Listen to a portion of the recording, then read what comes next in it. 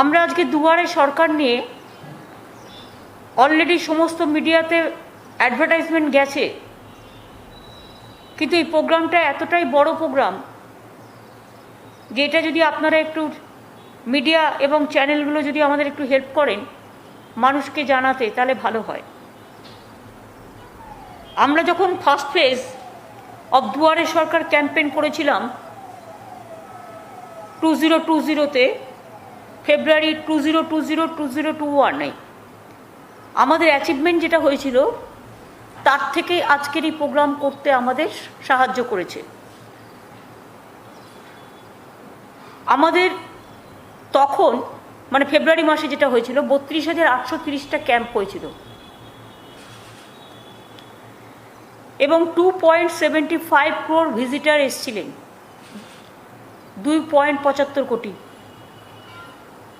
Out of 1.77 crores applications, 1.5 crores application eligible হয়েছিল, অর্থাৎ 99% লোকে কাজ পেয়েছিল, কাজগুলো হয়েছিল তাদের। তার মধ্যে দু একটা যদি আপনাদের আমি বলি, just as example, 85 lakhs families enrolled under Swasthya Sathi স্কিমে এনরোল হয়েছিল, তাদের নাম নথিভুক্ত হয়েছিল। 22 লক্ষ কাস্ট সার্টিফিকেট ডিস্ট্রিবিউশন হয়েছিল। 12.12 লাখ নিউ জব কার্ড 100 দিনের লোকেরা পেয়েছিলেন এবং পাড়ায় সমাধানে 10,000 ডিমান্ড ছিল, তার মধ্যে 7,500 ডিমান্ড আমরা ফুলফিল করে দিয়েছিলাম অত শর্ট টাইমে। সেই জন্যই আমরা দেখলাম এটা পাবলিক কাজ পাচ্ছে, পাবলিক তার নিজস্ব মতো কারো মানে কোনো মধ্যেখানে কেউ নেই, নিজেরাই ডাইরেক্ট এসে নিজেরা ফর্ম ফিল আপ করছে, নিজেদের অসুবিধে জানাচ্ছে এবং সরকারি কর্মচারীরা সেটা সাহায্য করে দিচ্ছে। বছরে আমরা দুবার করব বলেছিলাম, এবারে যেমন এটা 16ই আগস্ট থেকে 15ই সেপ্টেম্বর পর্যন্ত হবে।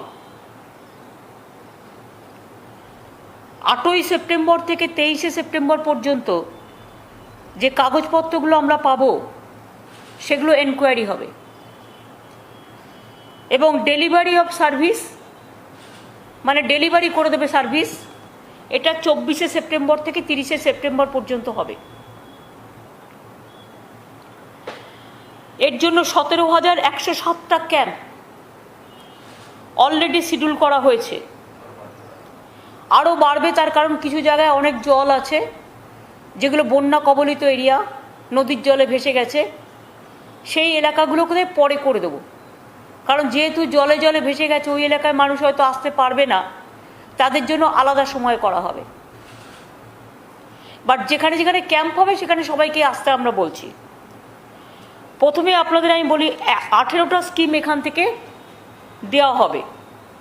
খাদ্যসাথী যদি কেউ নাম লেখাতে চান, স্বাস্থ্যসাথী যদি কেউ নাম লেখাতে চান, এখনও কাস্ট সার্টিফিকেট কেউ নাম লেখাতে চান, শিক্ষাশ্রী, তপশিলি বন্ধু অর্থাৎ যেগুলো 60 বছর বয়স হলে 1,000 টাকা করে পেনশন পায়, জয় জোহর অর্থাৎ আদিবাসীদেরও সেটা আছে, কন্যাশ্রী, তারপরে হচ্ছে রূপশ্রী, তারপরে হচ্ছে মানবিক, তারপরে হচ্ছে Aikyashree scholarship for OBC minorities, Shikshashree হচ্ছে schedule caste schedule tribe, Kanyashree আপনারা জানেন জেনারেলি যত স্কুল কলেজ এবং ইউনিভার্সিটি আছে গভর্নমেন্ট স্কুলে সবাই পায়, গভর্নমেন্ট কলেজ ইউনিভার্সিটি।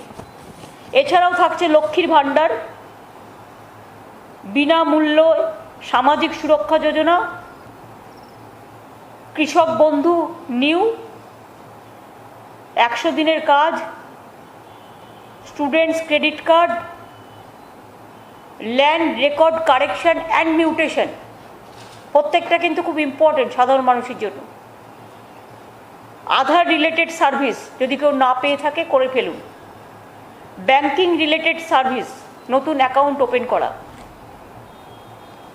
এগুলো সবগুলোই হবে এখান থেকে, এইসব ক্যাম্প থেকে। এবং পাড়ায় সমাধান অ্যাপ্লিকেশন অ্যাকসেপ্ট করা হবে 16ই আগস্ট থেকে 31শে আগস্ট পর্যন্ত। এবার আপনাদের আমি আর একটা কথা বলি যে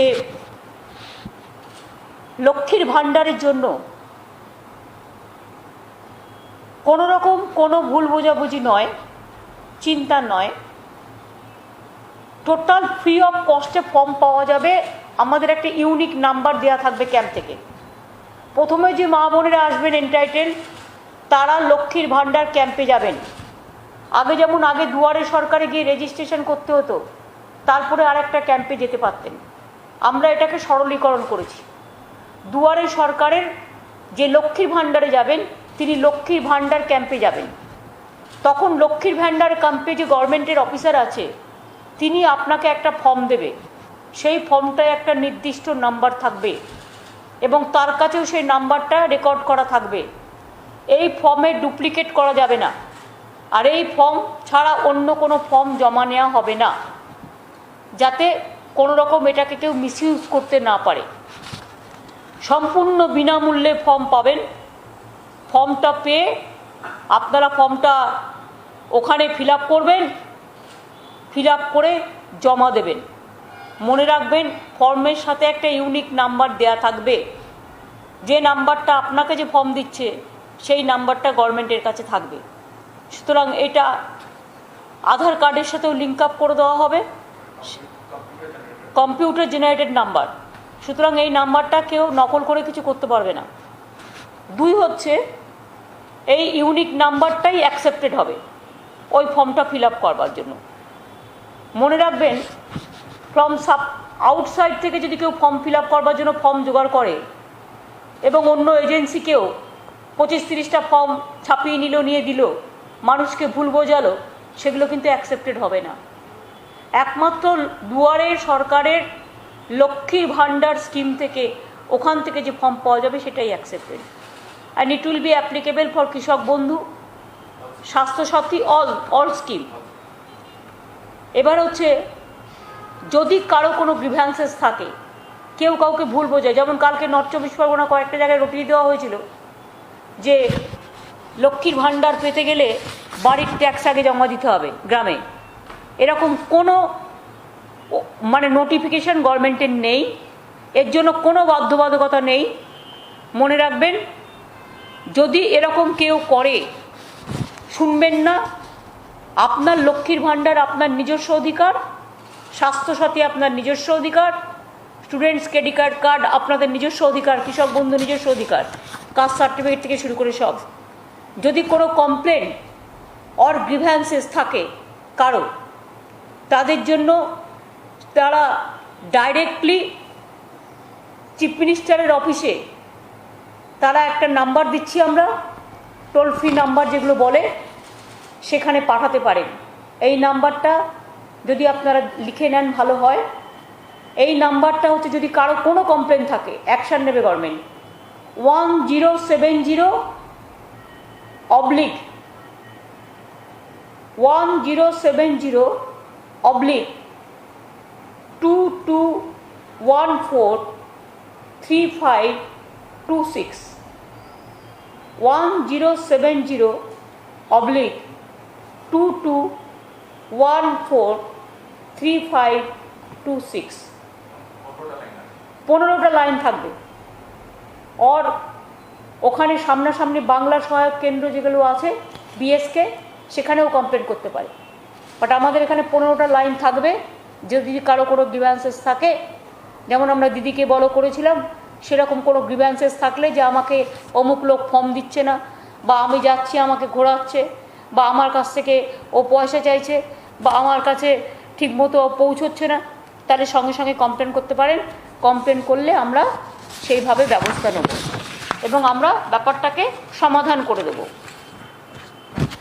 মহরম 19-এর বদলে গভর্নমেন্ট অফ ইন্ডিয়া ইস্যু করেছে 20 তারিখে হচ্ছে, কারণ দিল্লিতে ওরা অ্যানাউন্স করেছে 20 তারিখে। আমি এখানেও খবর নিলাম, মহরমের দিনটা 19 তারিখে ছুটি ছিল, 19 তারিখের বদলে মহরম শুনছি 20 তারিখে হবে, এবং তাই ছুটিটা আমরা শিফট করেছি 20 তারিখে।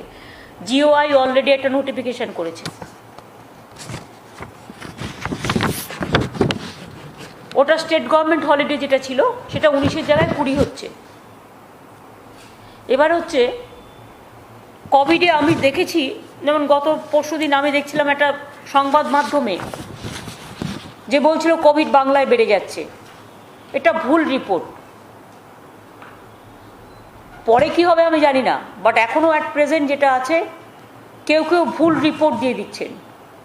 মনে রাখবেন এখানে পজিটিভ যেটা চলছে, পজিটিভিটি যেটা, সেটা 600 থেকে 800-র মধ্যে। কেরালায় যেখানে 23,000, 24,000, মহারাষ্ট্র থেকে শুরু করে, সিকিম থেকে শুরু করে, নর্থ ইস্ট থেকে শুরু করে অনেক জায়গায় অনেক অনেক বেশি। আমরা এটা অনেকটাই কন্ট্রোল করতে পেরেছি।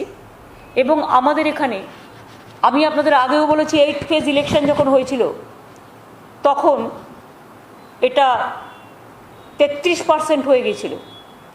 এখন আমরা এটাকে 1.5%-এ নিয়ে এসেছি। কোনোদিন 600 হচ্ছে, কোনোদিন 650 হচ্ছে, কোনোদিন 700 হচ্ছে, কোনোদিন 800 হচ্ছে। এর মধ্যে এটা ঘোরাফেরা করছে। ভ্যাকসিন তো ঠিকমতো পাচ্ছি না আমরা। তা সত্ত্বেও মনে রাখবেন প্রতিদিন প্রায় 47,000 থেকে 50 লাখ প্রত্যেক দিন আমাদের টেস্ট হচ্ছে। এবং এতগুলো টেস্টের মধ্যে 600-700 বেরোচ্ছে সব নিয়ে, সারা বাংলা নিয়ে। Discharge rate 98.15%। আমি সম্ভবত এবিপি আনন্দে দেখছিলাম যে ওরা বলছিল যে কোভিড এখানে বেড়ে যাচ্ছে, কিন্তু ঘটনাটা সত্যি নয়। 600 থেকে 800-র মধ্যে এটা ঘোরাফেরা করছে অনেক দিন ধরেই। Death rate is also comorbidities নিয়ে 1.19%। এবং occupy of Covid beds only 3.79%. Total vaccination doses given এখনও পর্যন্ত আমরা আমাদের টাকা দিয়ে কিনেও 14 কোটি যেখানে লাগবে আমরা 3.32 লাখ পর্যন্ত দিতে পেরেছি। মানে দুটো ডোজ নিয়ে। ফার্স্ট ডোজ 2.39 crore পেয়েছেন, আর সেকেন্ড ডোজ 92 কোটি পেয়েছেন। ডেলি ভ্যাকসিনেশন 3.5 থেকে 4 লাখ আমরা করছি, কিন্তু আমরা করতে পারি 11 লাখ। আমাদের সবচেয়ে বেশি মিনিমাম ওয়েস্টেজ -7%। এবং আমাদের এখানে টিকাকরণ সবচেয়ে ভালো, বেস্ট ইন কান্ট্রি। বাট আমরা ঠিকমতো ভ্যাকসিন পাচ্ছি না।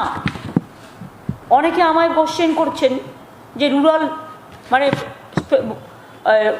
যেটা হচ্ছে লোকাল ট্রেনটা কেন চলছে না। লোকাল ট্রেনটা চলছে না তার কারণ হচ্ছে ভ্যাকসিনটা যতক্ষণ পর্যন্ত আমি কিছুটা না দিতে পারবো গ্রামে গঞ্জে, এর প্রকোপ তো বাড়বে। আর তারপর আমি এখন থেকে যদি কন্ট্রোল না করি, আমি জানি মানুষের কষ্ট হচ্ছে, সাধারণ মানুষের যারা কলকাতায় আসতে চায়, সেই জন্য বাস টাস অটো টটো সব চালু করে দেওয়া হয়েছে, মেট্রোও চালু করে দেওয়া হয়েছে। একটাই প্রবলেম, সেপ্টেম্বরে যেহেতু থার্ড ওয়েভ একটা আসার কথা আছে, তাই আমাদের এটা কন্ট্রোলে রাখতে হচ্ছে। কাজে আমি যারা আসতে পারছেন না ট্রেনে, লোকাল ট্রেনে, আমি জানি মানুষের গ্রিভ্যান্সেস আছে, কিন্তু আপনার জীবনের থেকে তো বেশি দামি কিছু নয়। তাই আরও কয়েকটা দিন আমাদের কষ্ট করতে হবে বন্ধু। আমরা একটা করছি, যেটা হচ্ছে আমরা চেষ্টা করছি ভ্যাকসিনেশনটা যাতে বাড়ানো যায়। আমি যদি গ্রামে গঞ্জে, বিশেষ করে উত্তর 24 পরগনা, দক্ষিণ 24 পরগনা, হাওড়া, হুগলি, বর্ধমান, নদিয়া, এই জেলাগুলো যেগুলো কাছাকাছি আছে, কলকাতার কাছাকাছি, যেগুলো থেকে লোকেরা রেগুলার চাকরি বাকরি করে যাতায়াত করে, সেটা অনেকটা করে দিতে পারি, 50%ও করে দিতে পারি ভ্যাকসিন, তাহলে আমি রুরাল ট্রেন চালু করে দেবো, আমার কোনো প্রবলেম নেই। কিন্তু আমার প্রবলেম হচ্ছে একটাই, দূরবর্তী ট্রেন চলছে, প্লেন চলছে, মেট্রোও চলছে, বাসও চলছে, অটোও চলছে, টোটোও চলছে, গাড়িও চলছে, কিন্তু লোকাল ট্রেনটা আমরা আরও কিছুদিন সময় নিচ্ছি। তার কারণ আমাকে থার্ড ওয়েভটা একটু দেখে নিতে হবে। আর থার্ড ওয়েভ এক্সপার্টসরা বলছেন বিশেষ করে বাচ্চারা আক্রান্ত হতে পারেন, কাজেই শিশুরা আমাদের ভবিষ্যৎ। হয়তো একসাথে ট্রেনে আমরা বললাম নিয়ম মেনে যান, কিন্তু নিয়ম মেনে তো যাওয়া দূরের কথা, দেখলাম গাদাগাদি করে করে সবাই চলে গেল, ফলে প্রবলেম হয়ে যাচ্ছে। যার জন্য ধর্মীয় অনুষ্ঠানগুলো আমাদের রেস্ট্রিকশানের মধ্যে দিয়ে করতে হচ্ছে। সুতরাং আরও 15 দিন এটা থাকবে, আগস্টের 30 পর্যন্ত। আর কতগুলো রিল্যাক্সেশন আমরা দিচ্ছি, যেমন থিয়েটার হল টলগুলো সব আমরা খুলে দিচ্ছি, মানে 50% যেটা ছিল থিয়েটার, অডিটোরিয়াম ওপেন, তারপরে সুইমিং পুল টোল, এগুলো সমস্ত খেলাধুলা 50% পর্যন্ত যা ক্যাপাসিটি আছে তার 50% অ্যালাউ করে দিচ্ছি। আর রাত্রে যে টাইমটা 9টা থেকে বিকেল 9টা থেকে সকাল 5টা পর্যন্ত সব বন্ধ থাকতো, সেটা আমরা পাবলিকের ডিম্যান্ডের জন্য এবং বেচা কেনার জন্য এবং মানুষের যাতে টাইমটা কাজে লাগে সেই জন্য ওটা আমরা বাড়িয়ে দিচ্ছি। ওটা 11টা থেকে বেলা সকাল 5টা পর্যন্ত বন্ধ থাকবে। 11টা থেকে 5টা পর্যন্ত বন্ধ থাকা মানে মানুষের কোনো অসুবিধে হবে না, সেই সময়টা ঘুমোবার সময়। কাজেই কোনো বিজনেস থেকে শুরু করে কারোরই কোনো অসুবিধা হবে না, এটা আমি মনে করি। আমরা ইনফেকশন স্প্রেড করার ব্যাপারে আরবান এরিয়ায় স্পেশালি আমরা 75% পপুলেশন ইন আরবান এরিয়াজ আমরা ভ্যাকসিনেশন আমরা করেছি, কভার করেছি। At least 1 dose of vaccination cover করেছি 75% পপুলেশন। কিন্তু গ্রামের দিকে অতটা আমরা করতে পারিনি, কারণ আমরা পাইনি। সুতরাং আরবান এরিয়াটা কিছুটা করতে পেরেছি আমরা, যতটা পেরেছি। 1 ডোজ অ্যাটলিস্ট 75% পপুলেশন যথেষ্ট। সুপার স্প্রেডারদের আমরা আগে করে নিয়েছি। বাদবাকি আমরা চেষ্টা করছি যাতে আমরা পাই, এবং পেলে আমরা রেলটাও চালু করে দেবো একটু সময় নিয়ে। এবার হচ্ছে আর একটা কথা, আপনারা জানেন কোভিড সিচুয়েশনের জন্য আমরা প্রিম্যাচিওর রিলিজ অফ লাইফ কনভিক্টস যারা জেলে বন্দি আছে, 2 আগস্ট আমরা 63 জন যাদের যাবজ্জীবন দণ্ড ছিল তাদের আমরা ছেড়ে দেওয়ার সিদ্ধান্ত নিয়েছিলাম। 61 জন মেল যাদের বয়স 60 বছর, আর 2 জন female aged more than 55 years, তারা পরিবারের সাথে থাকুক, এই জন্য আমরা 63 জনকে ছেড়ে দেওয়ার সিদ্ধান্ত নিয়েছিলাম। এখনও আমাদের স্টেট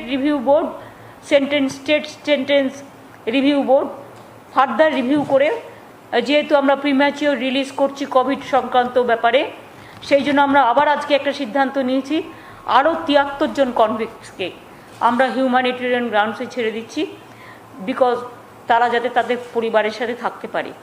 এবং এদের মধ্যে বিশেষ করে আউট অফ দিস 73, 66 জন মেল এবং 65 জন এর মধ্যে হচ্ছে অ্যাবভ 60, এবং 7 জন female life convicts aged more than 55 years. সুতরাং আগেই আমরা এই মাসেই আমরা 66 জনকে আগে করেছি, এবং 63 জনকে আগে করেছি, আজকে আবার 73 জনকে করার সিদ্ধান্ত হলো। এটা একটা বড় সিদ্ধান্ত। সুতরাং যাদের 55 বছর এবং 60 বছরের মধ্যে ঘোরাফেরা করছে বয়স, তারা পরিবারের সাথে গিয়ে থাকুক। আর তাদেরও বেশি বয়স যাদের আছে তাদের আমরা অ্যালাউ করে দিচ্ছি বাড়িতে থাকতে, সেগুলো তারা যে সিস্টেমের মধ্যে পড়ে সেই সিস্টেমের মধ্যে দিয়েই বাড়িতে থাকছেন।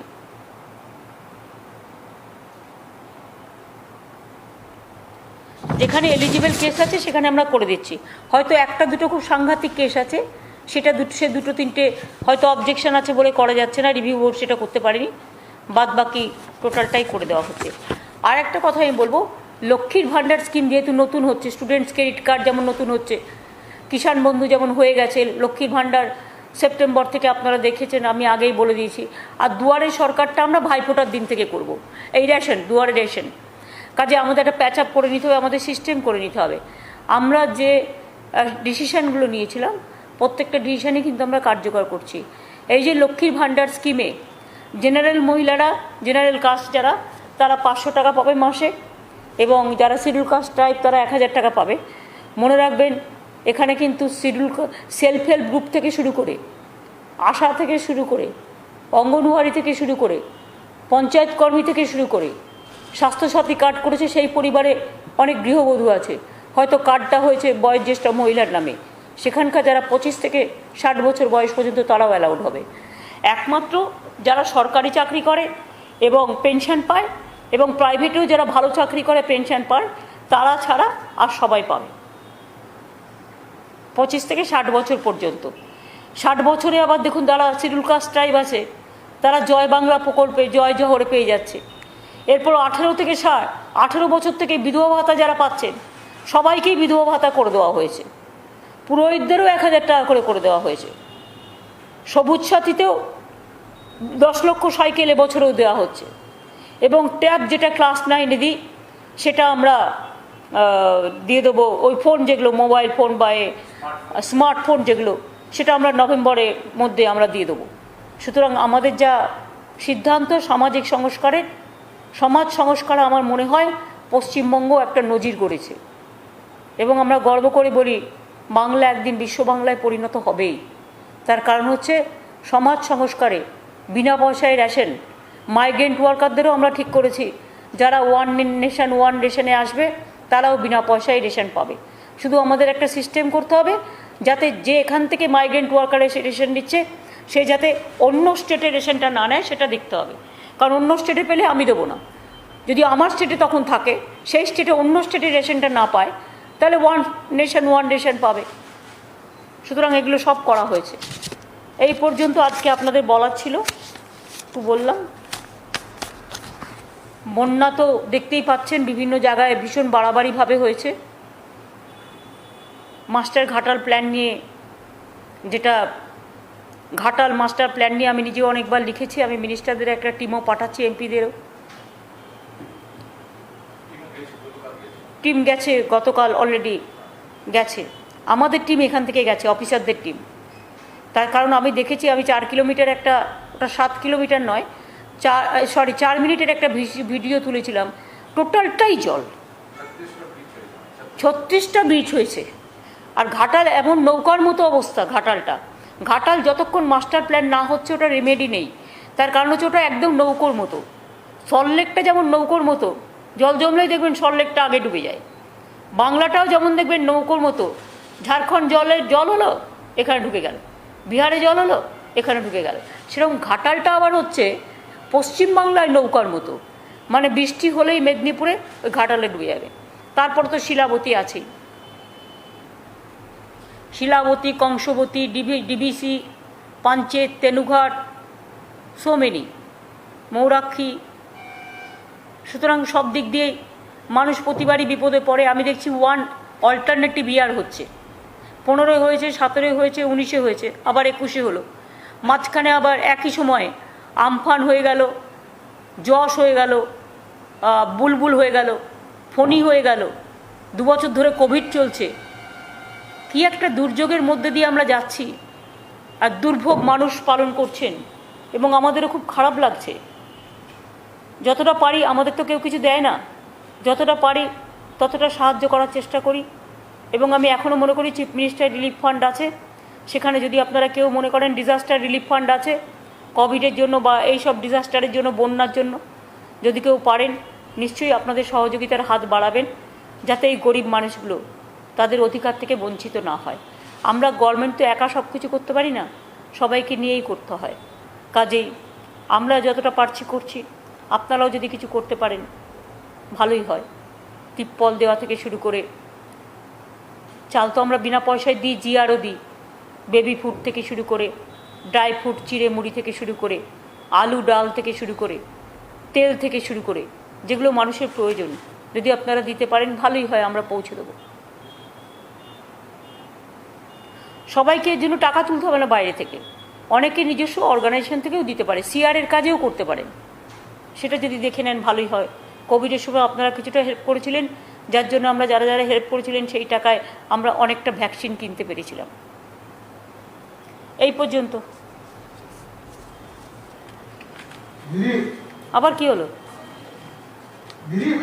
সাম্প্রতিক সময় একটি চিঠির কথা জানা গেছে, এটা আন্তর্জাতিক সংস্থা, তারা আপনাকে আমন্ত্রণ জানিয়েছে বিশ্ব শান্তি বৈঠকে যোগ দেওয়ার জন্য।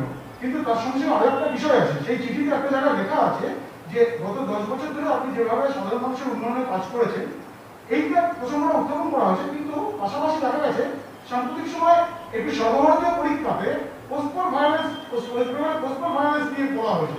তো এরকম একটা চিঠি আসা আন্তর্জাতিক ক্ষেত্র থেকে, এবং সেক্ষেত্রে একটা সর্বভারতীয় পরীক্ষা এভাবে একটা প্রশ্ন আসে।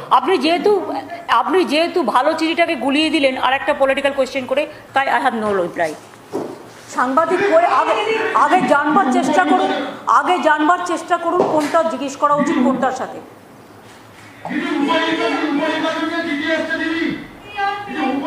উপনির্বাচনে রাজনৈতিক দলের ওপিনিয়ন চেয়েছে, আমরা আমাদের ওপিনিয়ন ঠিক সময় পাঠিয়ে দেবো।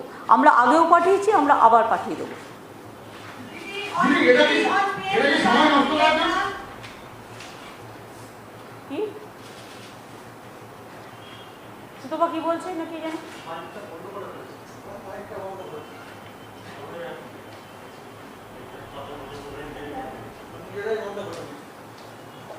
Didi, on PM Kisan Nidhi Yojana, state was asked to send the statistics to provide the fund directly to the farmers.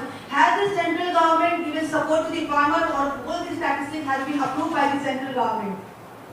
whatever they ask the name who are entitled, we have sent the list, but they have deprived about 2 lakhs people. They have not given 11 lakhs people.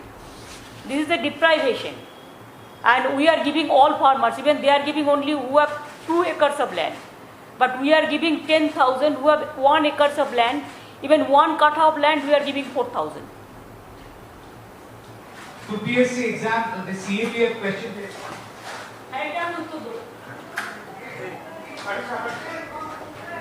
আগে কেউ করছিলে বলো এইটা last question হ্যাঁ Did the UPSC question paper which was given to CAPF aspirants, it had a couple of questions like coal violence in Bengal, farmers' protest whether it's politically motivated or not, oxygen crisis in New Delhi.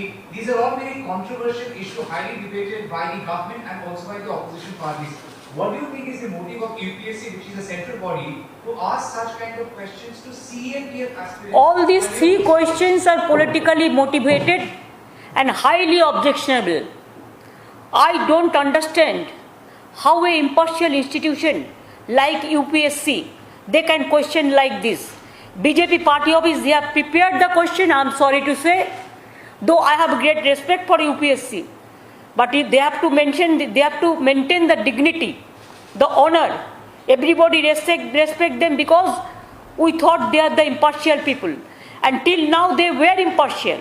But now if they ask the question that post-poll violence in Bengal, and if they ask the question that farmers who are violent, if they ask the question daily regarding oxygen, don't you think this opposition states is being marked only to give the message to the aspirant candidate for CAPF that you have to give full support to BJP, and whatever BJP will say that you have to accept, otherwise you are not been entitled. What is this? Is it sure? I think that anybody can ask the question, even if you go to court also, court will not accept that also. Anybody can go, any candidate can go to the court also, even any common people can go to the court, even any who are doing the social work, especially right to information, they can ask, because this is really I am shocked to see this question. Sometimes they will ask that there is India, only one citizen is there, tell the names. Every project, you see their name is there. Every project, every scheme, even sky to heaven, even soil to sky, land to sky. Don't you think that there should be some dignity? What is this? Who are doing this nuisance? Do you think that forcefully you will bulldoze the Constitution of India? You will bulldoze the federal structure of India?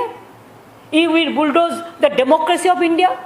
You will bulldoze all the institution of India? You will bulldoze the impartiality of the right to work or democratic rights or fundamental rights to the people? Is it not my fundamental right? When you are accusing somebody, abusing somebody, do you think it is proper, it is impartial? That's why before election I raised the issue that at the time of election they allowed CAPF only to capture the booth, and they are killing the people. You know Dinhata, they have Shitalkuchi, they have beaten the people like anything. They just behave just like BJP party members. Why I raise this issue? I don't have any ill motive, because I have seen nowadays I am watching how they are behaving. Some people are going through the airport area. Now airport security asking, there are some Bengal reporters who are traveling with me. They have been asked, क्या आप दीदी का supporter है ना मोदी का supporter है? Is it the way to behave? क्या कांटी को क्या दे रहा है? कांटी को तो खत्म कर रहा है आप लोगों ने। पोस्टपोल वायलेंस कहाँ हुआ? त्रिपुरा में क्या हुआ देखा नहीं? आंख नहीं है, आंखों में क्या है? छुपा रुस्तम हो गया है। त्रिपुरा में कोई आदमी जा नहीं सकता है, आसाम में नहीं जा सकता है, यूपी में नहीं जा सकता है। बीजेपी रूल स्टेट में कोई जर्नलिस्ट भी बात नहीं कर सकता है। कोई जर्नलिस्ट आपको खिलाफ में लिखता है तो उसको भी अपडेट करा देता है। बंगाल में तो कोई केस ही नहीं हुआ है। प्रीपोल अलायंस का टाइम में सीएपीएफ गोली किया था, वो प्रीपोल अलायंस का। पोस्ट पोल अलायंस में कुछ हुआ ही नहीं, पूरा झूठा दिया। अभी तक देखिए ना, ह्यूमन राइट्स कमीशन को भी बीजेपी का मेंबर भर दिया। नेशनल कमीशन वुमेन को भी आप देखिए ना कौन है। आप लोग इसको पूरा बायोडाटा ले लीजिए और देख लीजिए ये लोग कौन है। जो लोग ह्यूमन राइट्स कमीशन का रिपोर्ट दिया, जो बंगाल में आए थे, ये लोग कौन थे? कौन थे? I can challenge it because I know their BJP activities, their ABP activities. I know their Twitter and Facebook handling. I have seen it in my own eyes. So this is wrong, absolutely wrong. They have to pay for this. Don't forget, today you are in power, but tomorrow you may not be. Chair is not permanent for all, but the constitution is permanent. The country is permanent. The democracy is permanent. The institution is permanent. You cannot destroy the secular fabric of our country. You cannot destroy the moral of the people. You cannot compel the people to write in favor of you. Suppose I am not your supporter. Why I will use your photo? You compulsory COVID certificate, you give photo. I don't like you, but I have to carry this. Why? Where is the freedom of the people? Now you allow death certificate also, your photo? It's too much.